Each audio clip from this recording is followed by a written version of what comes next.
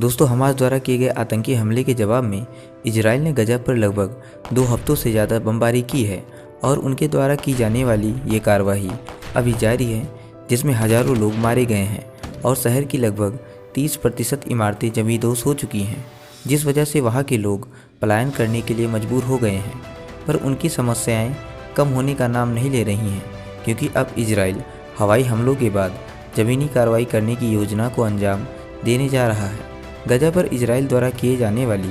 इस सैन्य कार्रवाई के विरोध में केवल ईरान ही ऐसा देश है जिसने हमास का खुलकर समर्थन किया है, जबकि बाकी मुस्लिम देशों ने मिलीजुली प्रतिक्रियाएं दी हैं।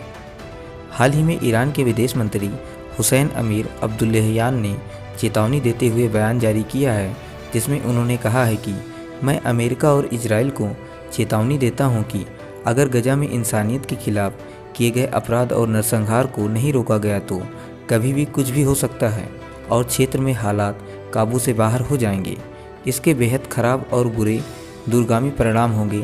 जिसका असर उन पर भी होगा जो जंग की वकालत कर रहे हैं।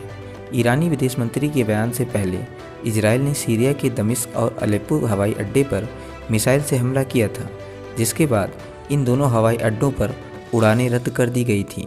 जिसकी वजह से वहां पर मौजूद ईरानी सेना को थोड़ा बहुत नुकसान पहुंचा था। ईरान के जवाब में अमेरिका के विदेश मंत्री एंटनी ब्लिंकन ने ईरान को धमकाते हुए कहा है कि ईरान इजराइल और हमास के बीच जारी संघर्ष को किसी भी तरह से बढ़ावा न दे।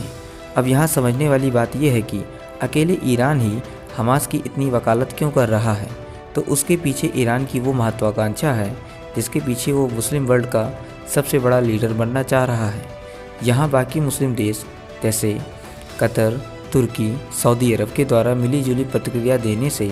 ईरान को ये दिखाने का मौका मिल गया है कि उसे गजा में रह रहे लोगों की चिंता है, जिससे बाकी मुस्लिम देशों का भरोसा उस पर हो जाए। जानकारों की माने तो ईरान इजराइल और हमास के बीच चल रहे युद्ध में सीधे तौर पर कभी भी नहीं उतरेगा, क्योंकि इजराइल पर हमला करना अमेरिका पर हमला करने के बराबर होगा। यहाँ पर ईरान हिजबुल्लाह जैसे संगठन को हथियार व आर्थिक मदद पहुंचाकर इजराइल पर हमले करवा सकता है, जैसा उसने पहले भी कई बार किया है। या इजराइल के भीतर रहने वाले अरब मुल्क की आबादी को इजराइल के खिलाफ उकसा सकता है, जिससे वो वहाँ पर इक्के दुक्के हमले कर सकें।